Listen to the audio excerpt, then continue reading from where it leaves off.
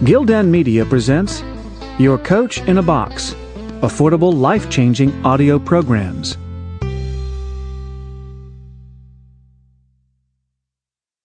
Up, How Positive Outlook Can Transform Our Health and Aging by Hilary Tindle, MD, MPH. Narrated by the author. How our outlook drives our health and aging. I wonder how many times you almost died, my father asked me while we waited for our food at the Greek diner Salonika on 57th Street at the edge of the University of Chicago campus. In my third year of college, a previously undiagnosed congenital heart condition came crashing into my life and set me on a path to explore the attitudes that I now view as some of the most basic building blocks of health and disease. The gravity of my condition crystallized during the first week after successful cardiac surgery, and my father finally felt safe enough to pose this obvious question.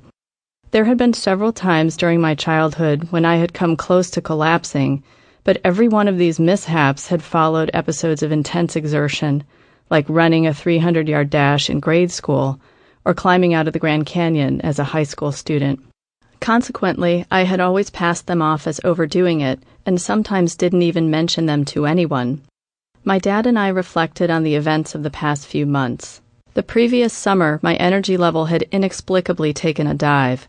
One Sunday morning while having dim sum with friends in Chinatown, I had dropped a full glass of water, completely forgetting that my hand was supposed to be holding it, sending it clanking over the porcelain dishes and dumplings and shattering on the floor. I had even fallen asleep during my medical school entrance exams, waking up drooling over the biology section. Having scarcely completed adolescence, it did not even occur to me that there could be something really wrong. But after several weeks involving similar incidents, I thought I may have mononucleosis and finally made an appointment at the Student Health Center. After hearing my story, the internist detected a loud heart murmur and immediately shipped me off to get a cardiac ultrasound.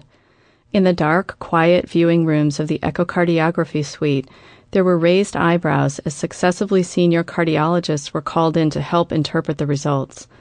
I looked at the shadowy pictures of my beating chambers with suspense and intrigue, as if they were part of an exciting movie.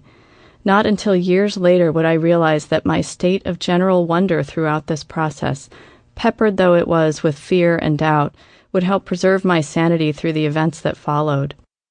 I did not yet know how to read an echocardiogram and could not discern the mass of tissue in the... Sample complete. Ready to continue?